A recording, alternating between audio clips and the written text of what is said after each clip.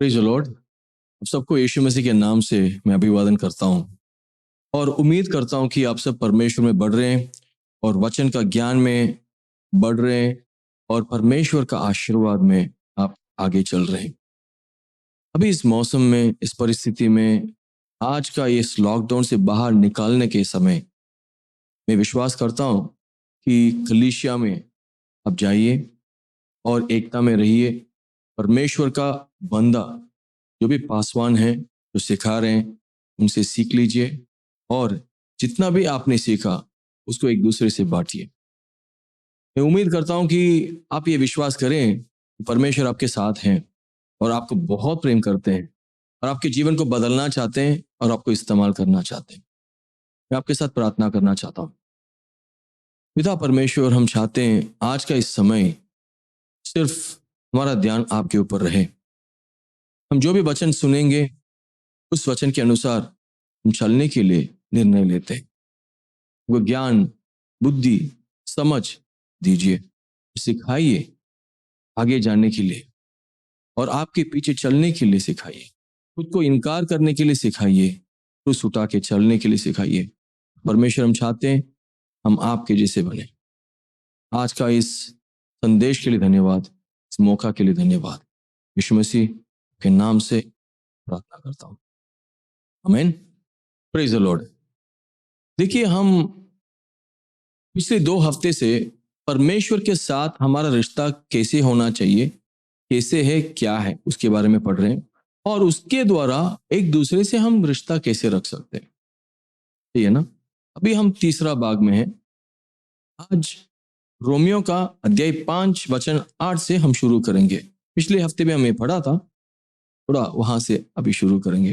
Romeo का अध्याय 5 वचन 8 बोलिए। परंतु परमेश्वर हम पर अपने प्रेम की भलाई इस रीति से प्रकट करता है कि जब हम पापी ही थे तभी मसीह हमारे लिए मरा। आमीन। जब हम पापी ही थे तब यीशु मसीह हमारे लिए मरा। कितना बड़ा बात है ये। हम किसी को कुछ करने के बाद भी लोग हमको आज इज्जत नहीं देते, मदद नहीं करते, उनको प्रेम नहीं करते या धन्यवाद नहीं करते। पर हम जब यीशु मसीह को इनकार कर रहे थे, परमेश्वर के खिलाफ जा रहे थे, उस समय भी यीशु मसीह हमारे लिए मरा। इतना बड़ा बात है ये। और परमेश्वर ने उनका प्रेम का भलाई को ऐसा प्रकट किया जब हम पापी थे, मतलब हम किसी भी आशीष के लिए, उनका रिश्ता के लिए लायक नहीं थे। बिना शर्त परमेश्वर ने ऐसा नहीं कहा कि तुम पापी है, तुम पाप कर रहे हो, मेरे से दूर जा रहे हो, अभी तुम आके मेरे से पूछ रहे हो मदद के लिए, प्रार्थना कर रहे हो, मैं नहीं सुनूंगा। ऐसा नहीं कहा।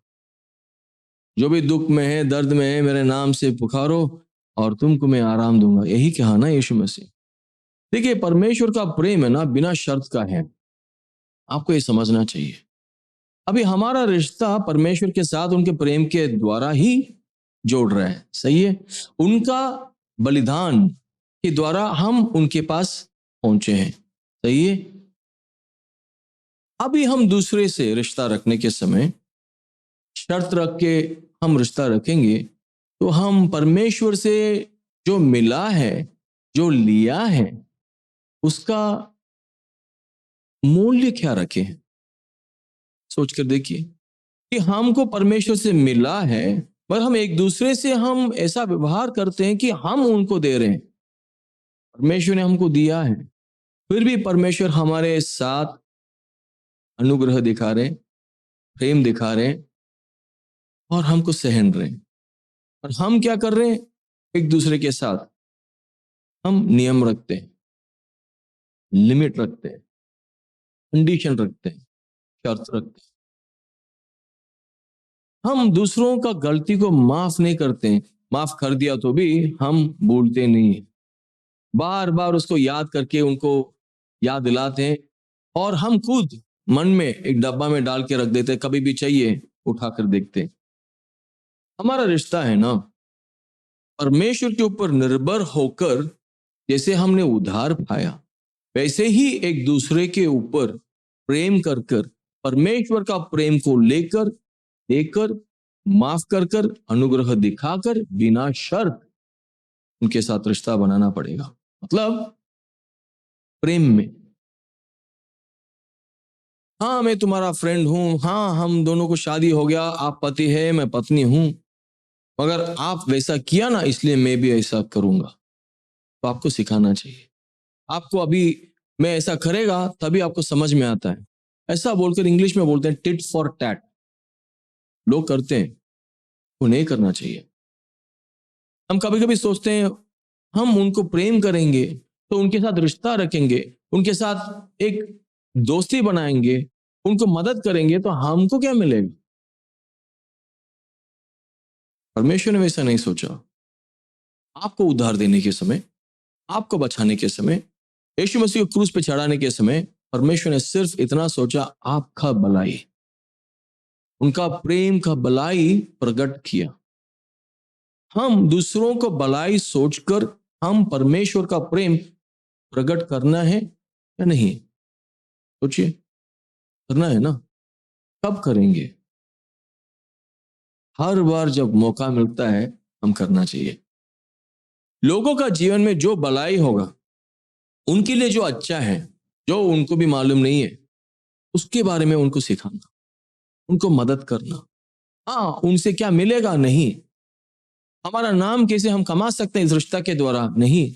हमको क्या लाभ होगा इसके द्वारा? नहीं। उनको क्या लाभ होगा, उनके लिए क्या भलाई है, उनके लिए क्या अच्छा है।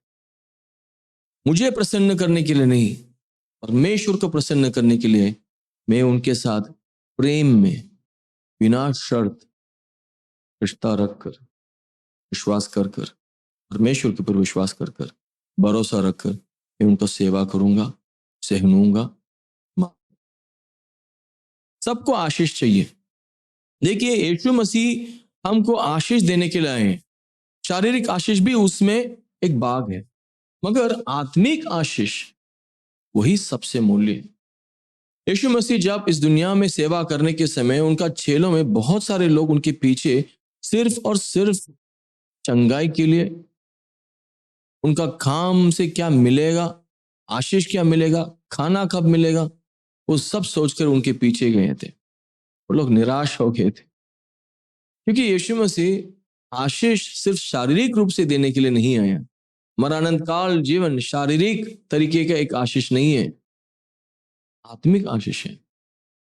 जो भी यीशु मसीह के ऊपर विश्वास करेगा वो नाश नहीं होगा परंतु अनंत काल जीवन पाएगा। सही है। इसलिए हमको ये समझना चाहिए, जिस चीज के लिए हम लायक नहीं है, हमको परमेश्वर ने दया के रूप से दिया है, उसको अपना कर हम घमंडी नहीं हो सकते। हम दूसरों के साथ ऐसा व्यवहार नहीं कर सकते कि मैं बड़ा हूं तुम छोटे हो, तू तो पापी है, तू तो गलत किया है, तुम सही से व्यवहार नहीं करते हो, तो फिर तुम दूर रहो मेरे से, ये तुम्हारे साथ रिश्ता नहीं रखो। ऐसा नहीं बोल सकते।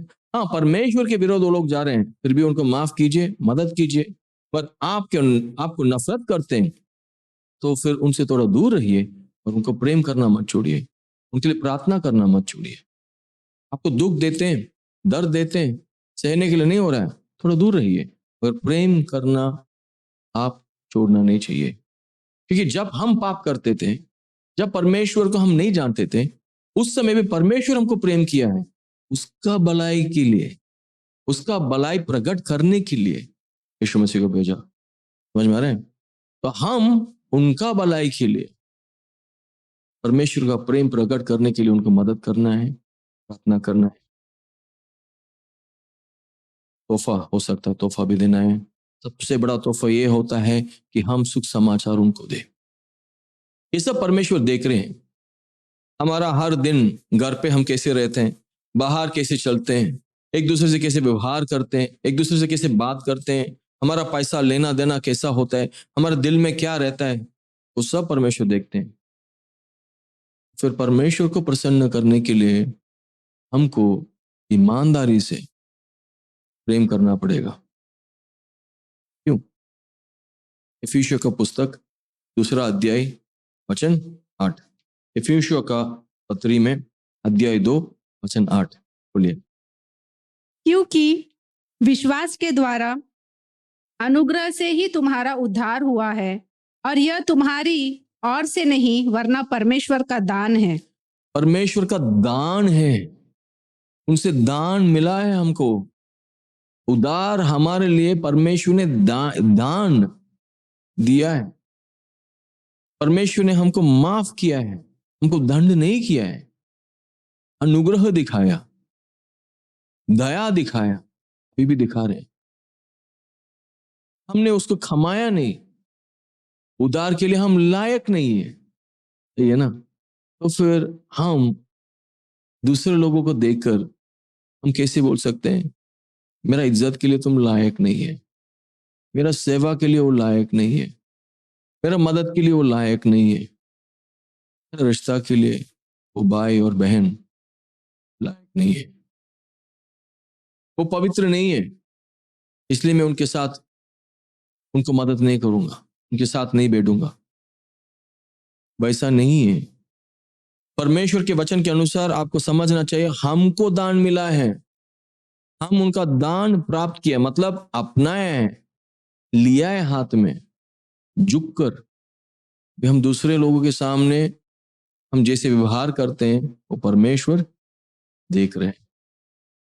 जो व्यक्ति आपसे 1000 रुपया लिया, वो दूसरा व्यक्ति के पास जाकर ऐसा घमंडी दिखाएगा कि मेरे पास 1000 रुपया, तुम्हारे पास क्या है? तो फिर सोचिए, आप उसको देख लिया तो आपको कैसे लगेगा? प्रसन्न होंगे? दूसरे बार वो आके आपके पास 1000 रुपया पूछेगा तो आप देंगे?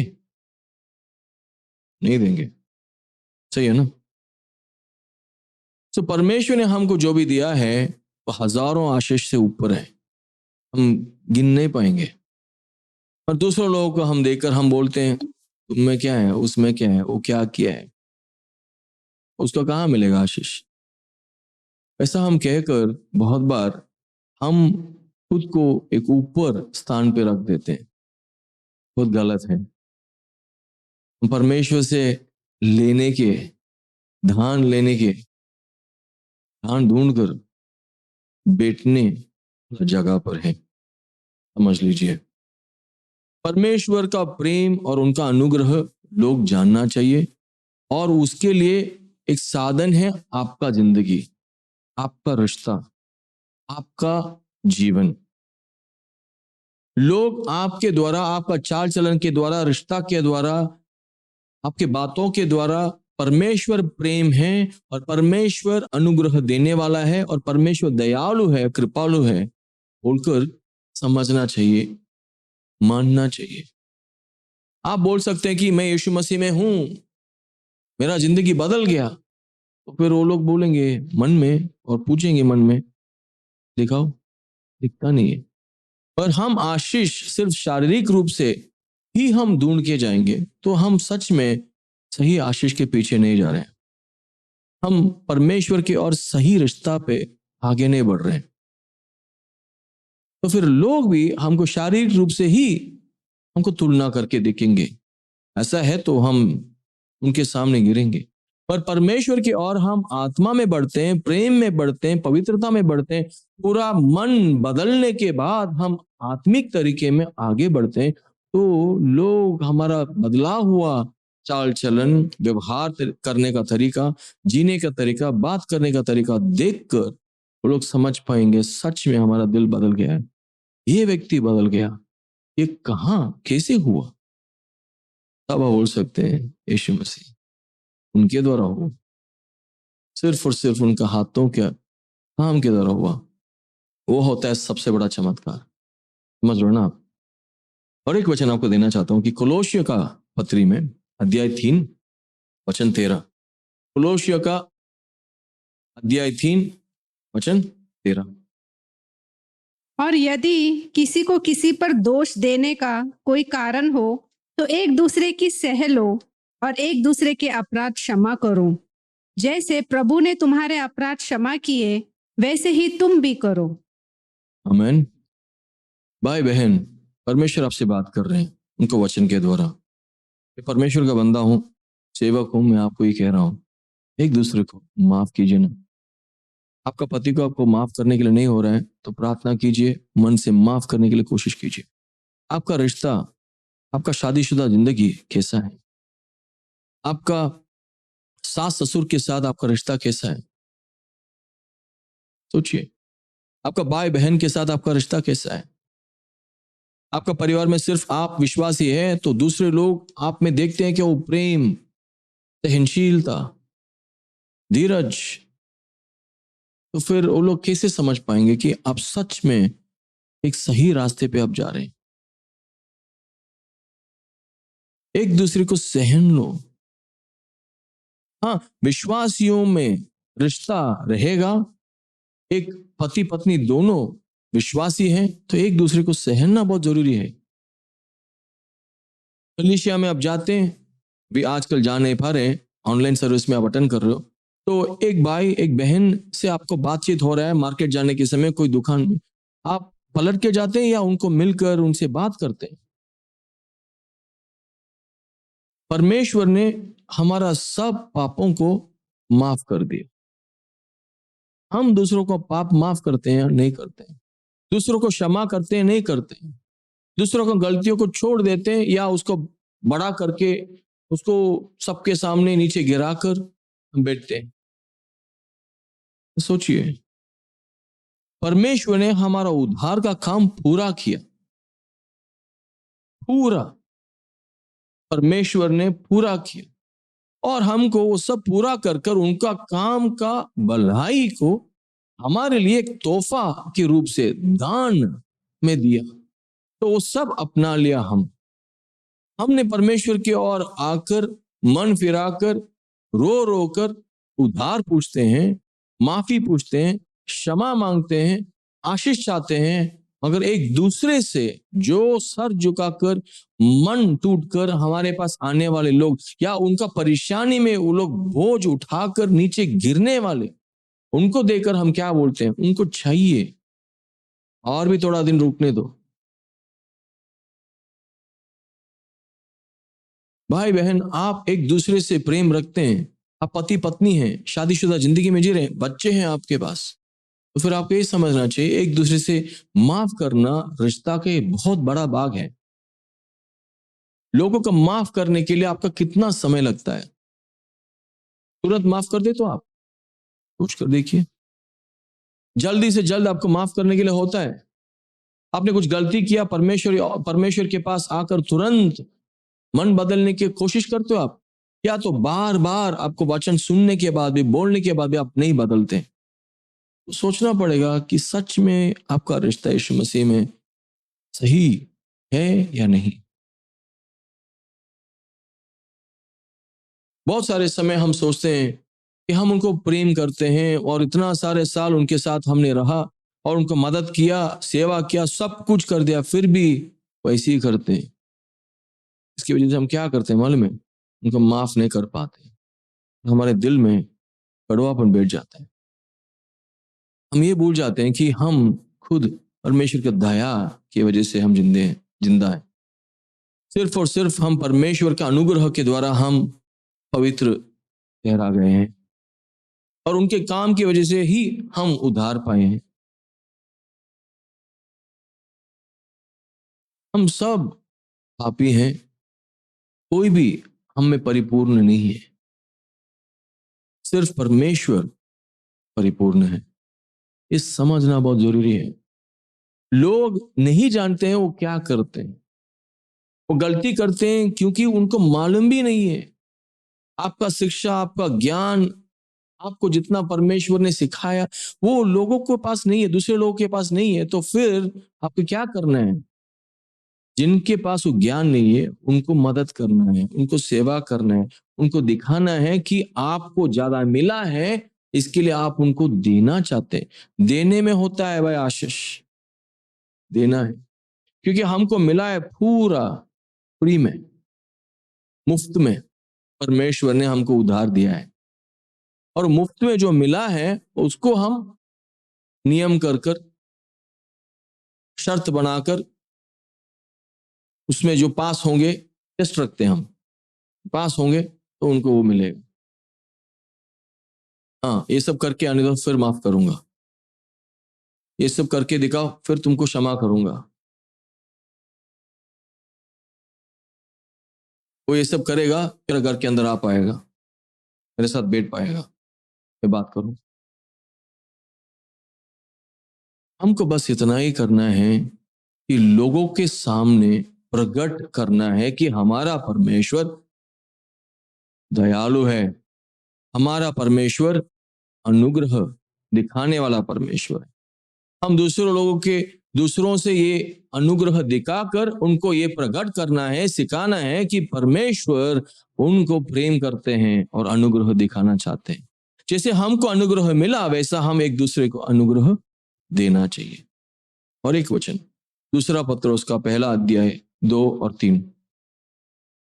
परमेश्वर की ओर हमारे प्रभु यीशु की पहचान के द्वारा अनुग्रह और शांति तुम में बहुतियात से बढ़ती जाए, क्योंकि उसकी ईश्वरीय सामर्थ्य ने सब कुछ जो जीवन और भक्ति से संबंध रखता है हमें उसी की पहचान के द्वारा दिया है, जिसने हमें अपनी ही महिमा और सद्गुण के अनुसार बुलाया है। देखिए, आप और मैं विशेष तरीके से रचाए गए हैं, सच है। मगर हमको मालूम होना चाहिए कि हमारा पाप के लिए सिर्फ और सिर्फ हमको दंड मिलना चाहिए, हमको आशीष नहीं मिलना चाहिए। मगर हम किसी भी चीज के लिए हम लायक नहीं है। जो परमेश्वर का प्रधान आशीष का भंडार में जो भी मिलता है, उन सब चीजों के लिए हम कभी भी लायक नहीं है। फिर भी क्रूस के द्वारा परमेश्वर ने हमको अनुग्रह दिखाया और हमको आशीष दिया। ये है अनुग्रह, ये तोहफा हमको मिला है उनका काम का कमाई के द्वारा, उनका काम का भलाई के द्वारा हमको मिला है। ये प्रेम, ये माफी, ये उद्धार, ये अनंत काल जीवन। हम तो पापी हैं। कितना पापी हैं हम, देखिए। हम सिर्फ और सिर्फ शर्म और मृत्यु के लिए लायक हैं। हम उतना ही कमाए हैं। हाँ, लोगों के सामने हमने अच्छा किया बोलकर हम कह सकते हैं, मगर उस अच्छाई, परमेश्वर का अच्छाई के सामने कुछ भी नहीं है। उस अच्छाई के द्वारा, हमारा पवित्र जीवन के द्वारा, हमारा प्रार्थना का जीवन के द्वारा, हमारा काम के द्वारा हमने उद्धार नहीं पाया। ये हम समझना चाहिए। इसलिए हम आपको कहना चाहते हैं कि कभी कभी हम बहुत चीप हो जाते हैं, हम बहुत स्वार्थी हो जाते हैं। परमेश्वर ने उनका जीवन दिया, एकलौता पुत्र, परमेश्वर का एकलौता पुत्र यीशु मसीह उनका जीवन दिया हमारे लिए। वो सब जानने के बाद, उनके पास आने के बाद, फिर भी हम एक दूसरे से प्रेम नहीं रखते। हम जानते हैं हम पापी थे, फिर भी उन्होंने हमको प्रेम किया। मगर हम सब गलती कर सकते हैं ना, हम अकेले नहीं है। मगर अभी ये जानने के बाद, जो भी आपका मन में परमेश्वर ने आज दिखाया, उनको प्रेम कीजिए, उनका गलतियों को माफ कीजिए और क्षमा कीजिए, और उनके साथ रिश्ता बनाने के लिए आप कोशिश कीजिए। भाई हो जाए, बहन हो जाए, पति हो जाए, बीवी हो जाए, बच्चे हो जाए, माँ बाप हो जाए, माफ कीजिए। ससुर सास हो जाए, इतना भी होने दो। उनको दुख मत दीजिए, उनको इनकार मत कीजिए, उनको नीचे मत डालिए, उनके बारे में बुरा आपका दिल में मत रखिए। एक दूसरे से प्रेम रखिए। उनके सामने आप एक उदाहरण बनिए कि परमेश्वर प्रेमी है। उनके पीछे चलने वाला मैं भी खुद को इनकार कर कर, बलिदान देकर आपको प्रेम करूंगा, सेवा करूंगा। यही आज का शिक्षा है। सच में हम परमेश्वर को प्रेम करते हैं तो एक दूसरे से प्रेम रखना ही पड़ेगा। हमारा प्रेम सच्चा है परमेश्वर की ओर, हमारा प्रेम, हमारा दिल सच्चा है, तो एक दूसरे से प्रेम रखना ही पड़ेगा। सीख लीजिए, कर लीजिए, आपको आशीष मिलेगा। आप समझ पाएंगे सच्चा शांति क्या है, सच्चा अनुग्रह क्या है, सच्चा प्रेम क्या है, और हम परमेश्वर जैसे बन के जाएंगे। वो है हमारा मकसद, है ना। प्रार्थना करें। पिता परमेश्वर, हम चाहते हैं आज का इस समय हमारे लिए आशीष हो जाए, और जो भी हमने अभी ज्ञान प्राप्त किया, जो भी हमने समझा, उसको हम हर दिन हमारे जीवन में काम में लेकर आए, और हमारे रिश्तों को आप तय कर दीजिए। तो टूटा हुआ रिश्तों को आप जोड़ दीजिए परमेश्वर। हमारे हाथों से, हमारे बातों से, हमारा एक कदम से ये ठीक हो जाए। जिनको हम माफ नहीं कर पाते हैं उनको हम माफ करते हैं। मदद कीजिए, हमारे दिल को बदल दीजिए। आप जैसे हम बनना चाहते हैं। आपका आशीष दूसरों के पास पहुंचने के लिए हम एक रुकावट नहीं बनना चाहते हैं और एक साधन बनना चाहते हैं। मदद कीजिए, इस्तेमाल कीजिए। हम जितना भी लोगों को जानते हैं उन सब लोगों को आपके पास लेके आना चाहते हैं। मदद कीजिए, दिल दीजिए प्रेम करने के लिए, माफ करने के लिए। यीशु मसीह के नाम से हम प्रार्थना करते हैं, आमीन। परमेश्वर आपका आशीष दे। God bless you. Praise the Lord. मैं उम्मीद करती हूँ कि आप सब अच्छे हैं और आपको हमारा मैसेज पसंद आया है।